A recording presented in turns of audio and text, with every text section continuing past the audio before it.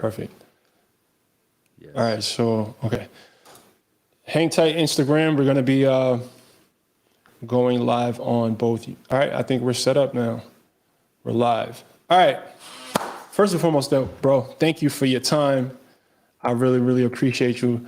For those of you guys watching, you guys are just going to hear a conversation between me and my homeboy, right? Like, Light is my guy. I tell him all the time, he's like one of my favorite humans. And I feel really blessed to have you in my life. So let me just start off with that word of gratitude for you, because, and I express it to you all the time, but I don't think you understand how much of an impact that you've made on my life. So thank you for everything. The feeling is mutual, man. I've been a fan of yours for a long time now, and I'm honored to be able to call you a friend. I appreciate that. So we're going to be talking about all things inner strength training, mental fitness. We're going to be talking about the non-exercise and diet aspects of not just weight loss, but the process of acquiring a healthy lifestyle, right? Because you and I both know that that journey is more mental and emotional than it is physical, right? So I guess let's start off by you introducing yourself, right? Because I want people to know why they should be paying attention to what Light Watkins has to say on this subject, and just anything that this. So first and foremost, guys, make sure you check out his books, right? Blissmore is one of the. But when people ask me about, yo, tell me which books have changed your life, Blissmore always comes up in that conversation. But Blissmore is one of his books. He wrote about meditation. He also released a book recently called Traveling Light. I think that's what it's called. Travel Light? Yeah, Travel Light. So tell the people who you are and what you do, and basically, in a roundabout way, tell them why they should listen to what you have to say. Well, first of all, somebody made a comment saying the voice is echoing, so I just want to make sure that we clear up the audio issues before we get into it. Okay. I'm not sure what we can do about that unless, let me see. Let me know on Instagram, guys. Put it in the chat. If you guys hear an echo, let me know. I have my What if I headphones on. turn my volume down now, so maybe the echo, maybe that will do it. I think. Okay. Is the echo still there, guys? Let us know in the comments if you still hear an echo, because I just turned my volume down, so it may not be picking it up anymore. Yeah. All Now right. it's Now good. it's good. Okay, All perfect. right. It was me. Yeah. Yeah. Go, All right. go ahead, Light. So I am a author, a content creator of inspirational content, and I'm a meditation teacher, a wellness facilitator. I give talks on happiness and leadership and inspiration and minimalism. And so I've written a lot about those subjects: happiness, minimalism, inspiration, and meditation. So it's all really it's about the internal work. It's about the inside out path towards fulfillment. So one of the things you're known for is the when I think Light Watkins, I think meditation teacher, right? Mindfulness teacher, and give people an understanding of why, right? Let's say they don't know what mindfulness is, they don't have a meditation practice, they've never really gotten into it. If you can state a case for why it's important for all humans to develop a meditation habit, or to develop an understanding of mindfulness and to implement it in their life, what would that sound like? So just to keep it very practical, I would say the the main reason why you want to have a consistent daily mindfulness practice as a part of your routine is it allows you to be more present. It allows you to be more present. There's this whole idea about how our most valuable asset is time, because time is a non-renewable resource. I would argue that time is not our most valuable asset, it's presence. And the reason is because you can have all the free time in the world, but if you're constantly thinking about what didn't happen in the past or worried about what could happen in the future, and you're not present to whatever's happening around you, you're essentially squandering your time. And so if you have a greater sense of presence, you can be at work, you can be in traffic, you can be in line at the grocery store, you can be at the post office getting your driver's license renewed at the DMV, and you're able to feel a greater sense of connection to that moment. And you will get insights, you will feel a stronger degree of unity with yourself, with the people around you. And those moments of insight and unity are what leads to you feeling like you had a good day versus you feeling like you had a bad day. When you say I had Okay, a so bad day, that just means that you missed that connection. And when you say so I'm you had trying to I want to connect, so not to cut you off, right? Because I know the term present means a lot to you and I, right? But I remember hearing it for the first time and thinking, okay, what does that mean to be present, right? So if you had to really explain that to a 7-year-old, explain what the value of being present is. Sure. Present means you are completely immersed in the moment. So you're playing a sport, right? You're going to be in that flow state, meaning you're going to be able to move intuitively a lot more if you're present versus if you're in your head thinking about, I hope that person doesn't get the ball. I hope this doesn't happen. I hope it doesn't go this way or that way. Whenever you're in your head and you're giving a speech, you're giving a worse speech than you would be giving if you were present. If you're on a date, you're a worse version of yourself when you're in your head. And that's what it means to be in your head. You're thinking about, what do they think about me? You're worried about something in the future, or I wonder if my breath smells. I wonder if this, you're anxious about something from the past. If you're at your job and you're working on a project, you're going to do a worse job if you're not present. So presence always makes you the best version of yourself, no matter what sort of activity you happen to find yourself in. Now, I love that explanation. It gives a lot of context to it. And I want people to understand the importance of that, because I remember at one point, I'm like, yo, what does that even mean? So let's talk specifically around, about behavior change, because essentially, in order for people to change their lifestyle, in order for people to lose a significant amount of weight, they have to change their behaviors.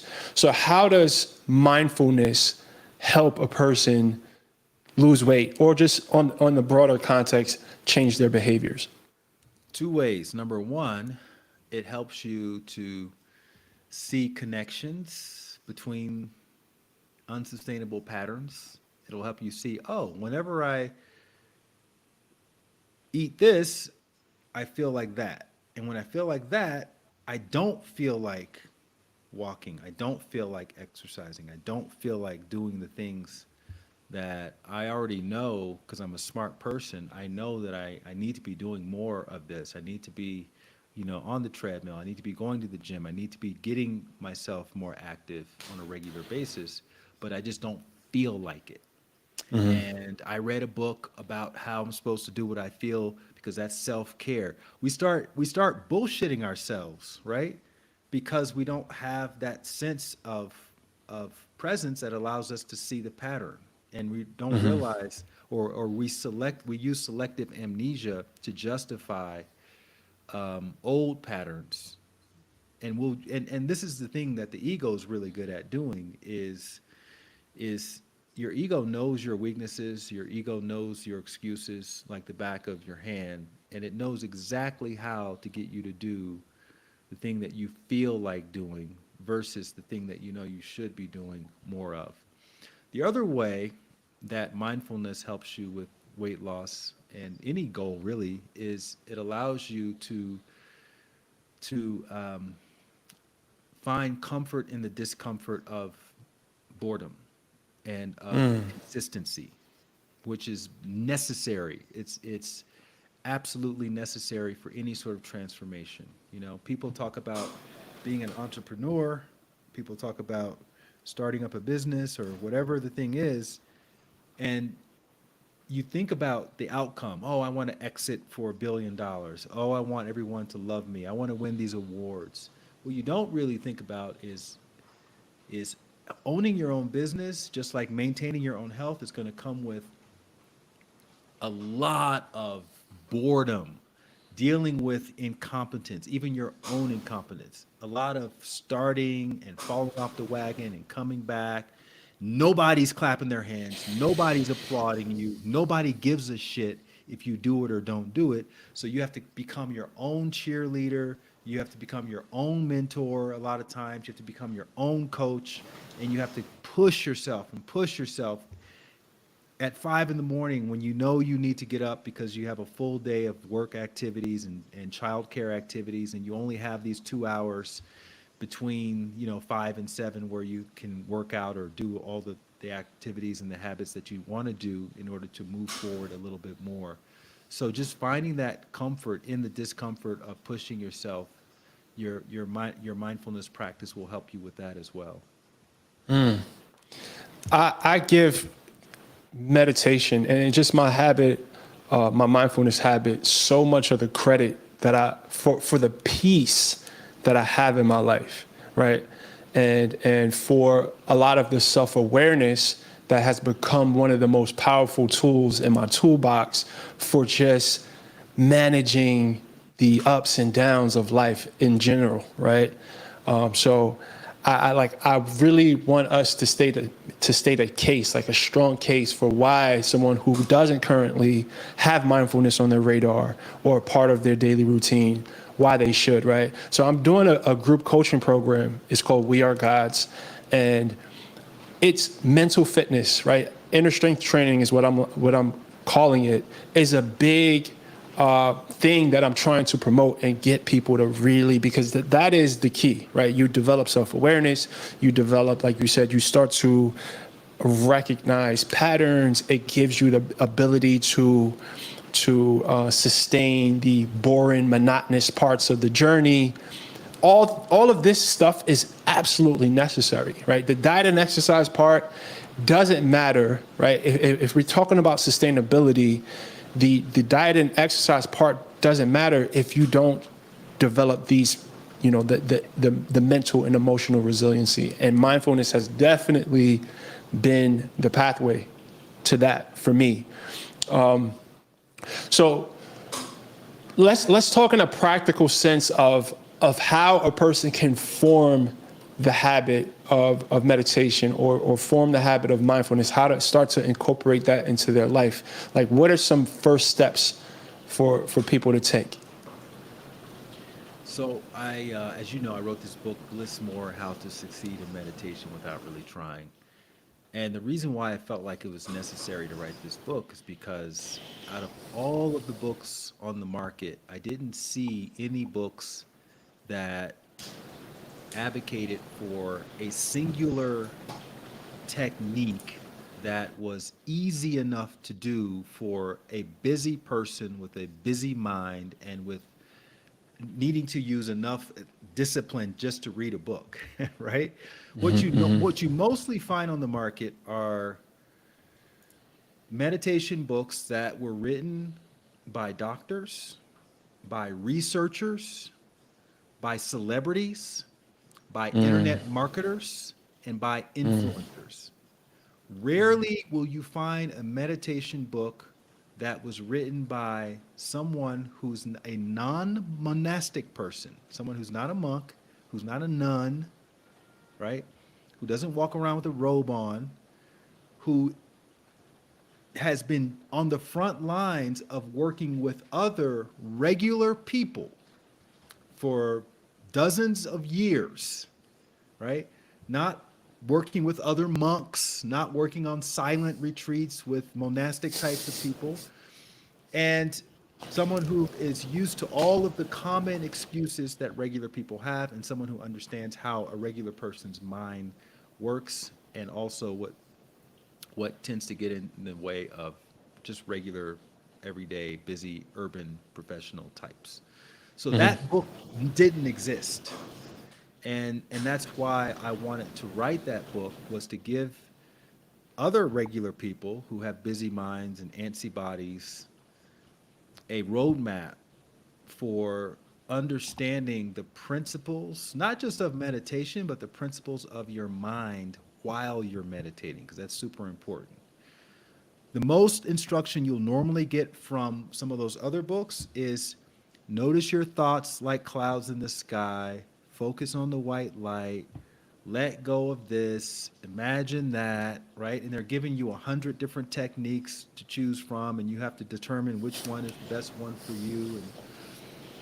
And I'm not saying that that's not valid. It's not leading to a delightful experience as quickly as possible in the practice of meditation. And that's what I wanted to give people. So I would say the best way, if you match the description that I just gave, you're a regular person, busy mind, antsy body, I would say start with checking out that book. And there's an audio book. If you have Spotify account, you can go, Spotify has included audiobooks now with all the music, so you can listen to it for free on Spotify. Just search Bliss More and you'll see the book. It's a blue cover with clouds on it.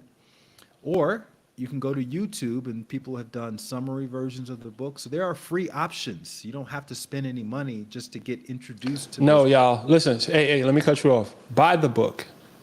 Buy the book. It's a solid investment. Yes, there's free options, but let's support this man and his work, because this stuff will change your life if you're ready for it, right? And I think the thing, because I had been meditating for years prior to reading Blissmore, right? And the magic of Blissmore was what it gave me to simplify it, right? It cleared up all these false expectations that I had about the experience of meditation, and it allowed me to kind of surrender. And that is when I was able to really access the magic of meditation. When I stopped wrestling with myself, when I let go of all of these expectations for what I thought the experience was supposed to be like. And that was the gift that Blissmore, gave to me. So when it comes to the busy mind, right, the monkey mind, right, that negative voice in our heads, what is some advice, for people who are wrestling with that? Like, how would you advise us to show up to those situations when our minds are super abusive and just out of control? Yeah, part of the Blissmore approach is I talk about this idea that the monkey mind is not an accurate description of what's happening, okay? And the analogy that I like to use is playing the piano. Let's say you never have any formal piano instruction. And yeah, we've all done this before. For those of us who don't play the piano, we sat at a piano and we've tried to play the tune to Jaws or whatever. And usually it sounds like crap, right? Yeah. It sounds like crap. And it sounds like crap because we don't have any formal instruction. It doesn't mean playing the piano is difficult. If you're trained and you get formal instruction, then you can actually make beautiful music. And so the fact that you can't make beautiful music doesn't mean you have monkey fingers. That's not what's happening. There's nothing wrong with your fingers. It's just a symptom of a lack of formalized instruction. Because a lot of what it takes to play the piano, in the same way that what it takes to meditate with success, is counterintuitive. Okay? Same thing with swimming. If you never receive formal swimming instructions and you have to swim from one end of a pool to another end of a 50-meter pool, you're going to be having a very difficult time and probably drowning a bit in the water. That doesn't mean you have monkey arms and monkey legs. It just means you lack training. So anytime somebody says, I have monkey mind, what that says to me, as someone who understands how the mind works in concert with meditation, it just means you're lacking training. There's nothing wrong with your mind. And once you learn how to operate in concert with your thinking mind when you're meditating, you're going to actually find that meditation is quite delightful. And guess what? There's nothing wrong with your mind. Now, okay, Light, what do I need to do then to get rid of the monkey mind? The short of it is you want to make friends with your thinking mind. You don't want to look at your thinking mind as the enemy of your meditation, as some sort of terror cell in your psyche that's intentionally wanting to sabotage your meditation. You want to see your mind as your ally. And once you just make that mental switch, that in and of itself is going to decrease the monkey-like feeling, the erratic feeling of your mind, because now you're not fighting your mind. A lot of that monkeyness is a byproduct of people resisting and trying to control and fighting their thinking mind. No, I can relate to that. And I use that term because that's the term that gets thrown around a lot. Can you move a little bit over in the Riverside frame? Like this? Just want to make sure. Yeah, there you go. That's better. Yeah, my ADHD was driving me crazy. But anyway, but yeah, no, and I love that. It's just a total acceptance of the activity that is very normal in all of our minds, and just training. For me, it's like I had to train myself not to attach myself emotionally to the activity that was going on in my head. It was like now, right, what meditation has gifted me with is the ability to have a third-party perspective on things. So when things get a little kooky upstairs, it's like now I have the ability to like chuckle at it because it's like, oh, it's doing that thing again, you know? And there's so much freedom in that, right? I hope I'm articulating that in a way where it's landing with people, because it changes everything. Let me be dramatic and say it changes your life when you're able to just realize that you have that acceptance, you understand the nature of the mind, and it's like it doesn't affect you. Does it still suck when I'm having negative thoughts? Yes, right? I observe the emotion. I even name it sometimes. Like I have my little, process that I go through, but I now understand that I am not my thoughts, right? So, okay, that concept of I am not my thoughts. Talk a little bit on that concept, because I think if people can really understand that, it would help them a lot. So when you meditate, you're tapping into an internal state of what they call being. Being is the cessation of doing, okay? And when you get into being, what's interesting is that you lose awareness of what you're doing, which is, in this case, you're meditating. So you can actually arrive at a place where you're not thinking. And the way you know you were there is because more time went by than what you could account for. It felt like 5 minutes, but actually, when you look at the clock, 10, maybe 15 minutes have passed. And there was an unaccounted for 5 or 10 minutes where you don't remember thinking, you don't remember being. So it's not that someone has to necessarily tell you that you're not your thoughts. You're literally having a direct experience of something other than you sitting there thinking. And when you have that experience enough times, then you begin to embody the true nature of who and what you are, which is this essence, this spiritual essence, from which the thoughts and all of the other experiences come. So that's one of the things I like about this particular approach to meditation, is that it allows you to have a direct experience.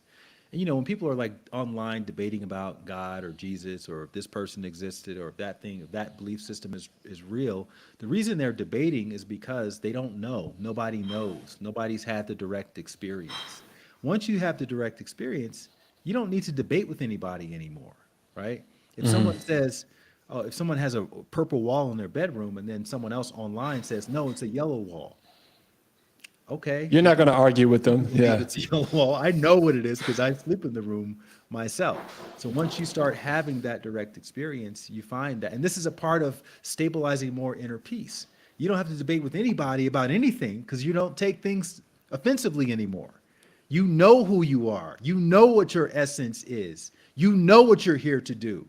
It's people who don't know who they are, who don't know what they're here to do, who are spending all their free time, squandering their free time, debating with people in real life and online about what they think the nature of reality is because they don't know. Yeah, no, that resonates with me.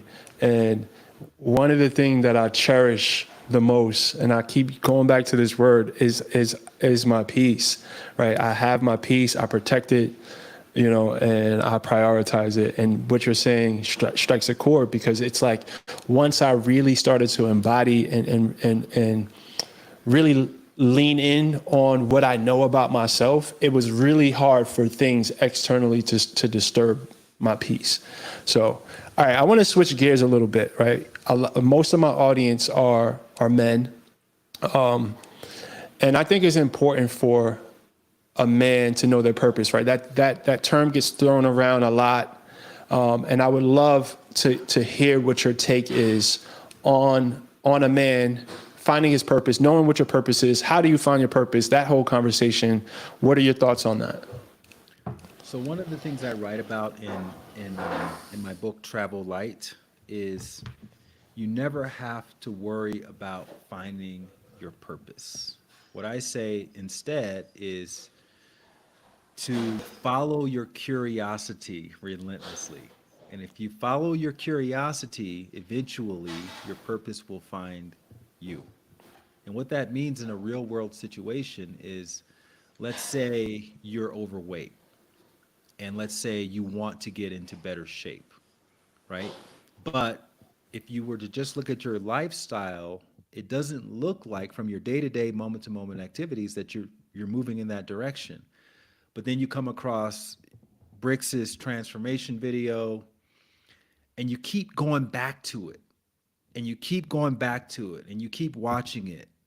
And next thing you know, you're driving down the street in your car, and you see that there's a gym 2 blocks from your house that you never noticed before because you were just looking at the McDonald's next to the gym. You knew there was McDonald's on one side, you knew there was a Wendy's on the other side, but you never really saw the gym in the middle. Now you see the gym. And so week after week, day after day, you're passing by the gym, you're going into the drive-through of the Wendy's, you're looking at the gym, you're wondering about the gym. That's your curiosity telling you, go to the gym. And so one day, maybe 2 or 3 months down the line, you decide, let me just go poke my head in here just to see how much it is to go to this gym. And you go in there, and they were like, it's $50 a month. Oh, that's too expensive. You go out, you go to McDonald's, get your drive-through meal, and then go home, right? Then a month later, I'm just giving you the real world. This is how it actually works. A month later, you're at the movies. You're at the movies, and you see this girl that you like, and you go holler at her, and you guys are talking, you're chatting it up, and then she says, oh yeah, I know where you live. I go to that gym over there, the gym between the McDonald's and the Wendy's. And you're like, yeah, I know that gym. I go to that gym. You don't go to that gym yet, but she said she goes to that gym. So this is how the universe is. The universe will use whatever it has to get you curious enough to get your ass where you're supposed to be. And so because of that conversation and the prior reference point of having popped your head in and all that, now you can justify, okay, that gym has hot girls. Now you justify going in there and spending the money. And then you're in there and you're on the treadmill, you're trying to impress somebody, you're noticing how far you have to go, but then cut 2 years later of, being on the wagon, off the wagon, you've lost 30 pounds, and that is enough of motivation for you to then not care about the women in the gym, but you start to see it. Your relationship to the gym completely changes to, this is going to be my vehicle for helping other people who are in my situation. And then you realize the fact that I was so addicted to the fast food and the unhealthy lifestyle made me more relatable for other people, because that's how people actually are. So I can talk about it, I can write about it, I can make video content about it, and people will relate to me over someone like Watkins, who's never really struggled with his weight, so he can't really speak to it intimately in a way that will draw people to his content and help them find their path. So you start to realize everything, the ups and the downs, on the wagon, off the wagon, is a part of your purpose. Are you telling my story, Light? Is that what happened? Are you like low key taking shots at me? No, I'm just kidding. Nah, but that makes a lot of sense, man. Like following your curiosity. And your It, purpose it, it's will a find you. Yeah, no, and I love that, and I don't think people really like those type of responses because they want us to say, hey, this is what you do. You gotta read this book. You gotta follow this treasure map, and then you'll find it at the end of the. Like, no, it doesn't happen like that. It's something that finds you by just like listening to your intuition, and I love how you frame it, following your curiosity. That's amazing. So, do you currently have a fitness routine, right? And did you always have a fitness routine? Let me start there. I have been working out in the gym for about 20, probably almost 30 years. Yeah. So it's obviously evolved over the years. It's changed. Um, Yeah, so I've worked out with you, right? And it's a very interesting experience. And I want people to understand this because I think there's value in knowing how simple exercise can be, right? You're a person that I don't know many people who embody their message more than you, right? You really live your talk. I've witnessed it firsthand. I've spent time with you, so I know you. So talk a little bit about the minimalist approach to exercise. Like, because I tell people all the time, you don't have to spend an hour in the gym. You don't have to have this elaborate workout program to be successful. Talk to me a little bit about your routine at this point.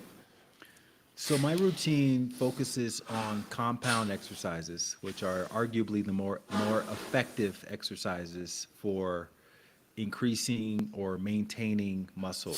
Um, and a compound exercise is an exercise that recruits multiple joint movements, multiple muscle groups. So, for instance, a squat is a compound exercise, deadlift is a compound exercise, a pull up, some sort of push exercise like a bench press or incline barbell press.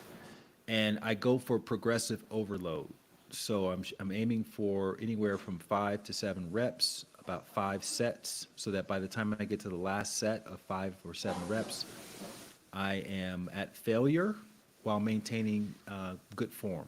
And that's again a hack, if you will, to increasing or maintaining muscle mass. So the whole program is based around two principles. One is to maintain muscle mass I'm 50 years old, so as I continue to age, obviously that becomes more and more important. And then number two, to stay to maintain a delightful relationship with the gym. And I noticed that in my past, I would spend an hour and a half in the gym, and I would get to the point where I just didn't want to be there anymore. And now with my 5 sets of 5 routine of one exercise, usually one body part per day, I leave the gym wanting more. And so I'm excited about going back to the gym the next day. And I keep shortchanging myself because I could theoretically do 2 or 3 exercises, and sometimes I do, because I just can't help myself. But again, these are problems you want to have. And the same with the approach to meditation. I teach people how to meditate in the way where 10 minutes doesn't feel like anything and they want more, And I'd rather you leave the meditation wanting more than be like how I was in the early days where you can't wait for the time to pass and 10 minutes feels like an hour because nobody wants to be consistent in their practice if that's your relationship to that particular practice. So this works for me again because of my life stage that I'm in now. It's not important to me to have a 6 pack, although I don't have a gut. I'm in fairly good shape. I'm benching more than I've ever benched before. I'm more focused on form, on quality of movement, on being patient with myself, taking my time, working my way up, stretching, and all those good things. And then when I'm at home, obviously a lot of what it takes to maintain good form is your diet. So I have a protein centric diet, which means that I don't count my macros except for protein. I make sure that I have the right uh, amount of protein, and then with that, I can displace other, cravings that I might be otherwise suffering from, such as lots of carbs, potato chips, and sweets, and things like that. So I just keep those two things in mind. Do my 5 sets of 5 to 7 reps, and eat enough protein from all different types of sources, and stay active. I walk 10,000 steps a day, which is very easy to do. Easy to do where I live in Mexico. You've been here, so we've walked a lot together, and I chose this area very specifically for that reason. This is an area where it doesn't rain a lot, where it's relatively flat. I live 30 seconds from my gym. So I'm very deliberate and intentional about these choices that I'm making. Yes, it's a little more expensive to live where I live, but I'm able to fund my health insurance, my real health insurance, not my sick insurance, my health insurance, based on my proximity to the things that I want, my vitamin D, my walking, my resistance training, et cetera, et cetera. And I would argue that we all have that choice. If you're not living on the Gaza Strip where you can't leave, then you have a choice Yeah. of what lifestyle you want to have to support your ultimate goals. And anything that limits you from pursuing that is let's just be honest, it's an excuse. It's your own excuse. And you're not really going to be able to transform to the extent that you idealize transforming until you get really honest with yourself about those kinds of excuses. Yeah, no. You said a lot of things that I want to elaborate on. We don't have that much more time. I want to be respectful of your time. But so just to clarify, you do one exercise, right? You do one exercise every time you go to the gym, and it's 5 sets of 5 to 7 reps, and that's it. You go home, right? So what is this, 15, 20 minutes, something like that? Yeah. 25 minutes if I want to really take my time, because I'm going for maxing out each set. So I like to give myself at least a minute and a half, 2 minutes in between sets. And I love that. Second thing, when I was there, right, when I was visiting you in Mexico City, you put me on to adding the protein powder to the Greek yogurt, and I've been on that ever since, bro. Definitely got to give you your credit for that. But you said something that's like what, 50 grams, 45 grams? Yeah, it's like a good 40 to 60 grams of protein in one bowl, so that's one of my hacks to make sure that I get enough protein every day. I usually have one of those or a shake, or, I kind of alternate, but that's definitely every time I throw my protein powder in my Greek yogurt, I think about you, just so you know.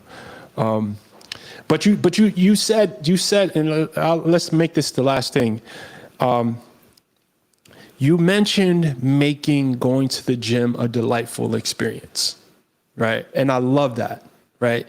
Because I think when people approach their fitness journey with that intention, right? I kind of use the analogy of being in a courting phase with exercise. You want to be intentional about forming the right type of relationship with the experience of exercise.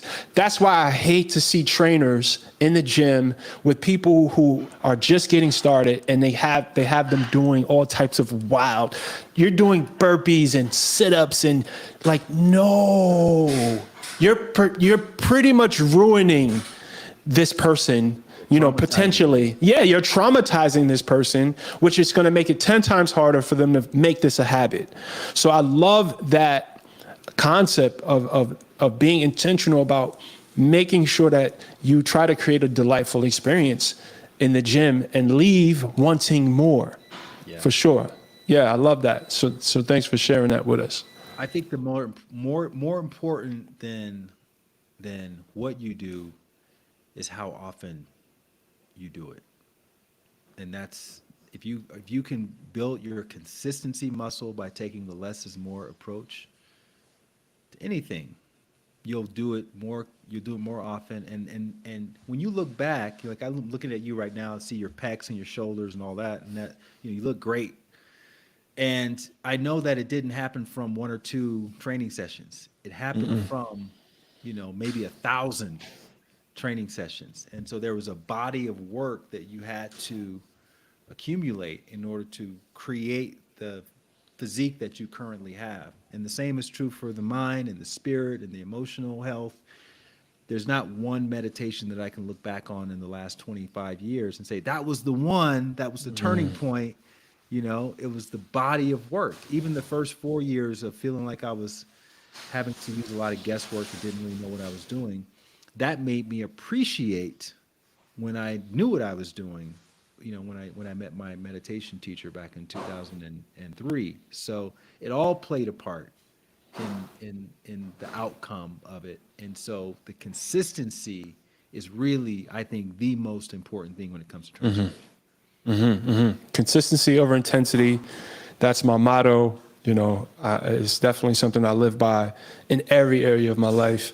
But Light, I want to thank you for this conversation, bro. You're an inspiration to me. Thank you for your friendship. And any parting words before we sign off? I want to thank you too, man. I want to thank you for showing up every day and being so consistent in your messaging and also I think people don't really appreciate what it takes to be as transparent as you are. Like I'm out there, I'm posting and and doing my thing, but you're one of my inspirations when it comes to transparency and really showing people the real life experiences behind the camera. And what that's like in relationships, what that's like, dealing with your kids and just all those things. I think that's one of the things that makes your platform so appealing to follow is that you're showing us the real stuff. And so I just want to acknowledge you for that and thank you very much for continuing to show up in that way because I know it's not easy to do. I appreciate that, bro. If you're watching this on YouTube, the link to all of Light Watkins, God damn it, Light's books, his book. I don't know why I can't talk right now, but the link to all of his books, his social media platforms will be in the description. And thank you guys for watching. I'll talk to you again soon. Light, thank you. Thank you, bro. All right, no doubt. Peace.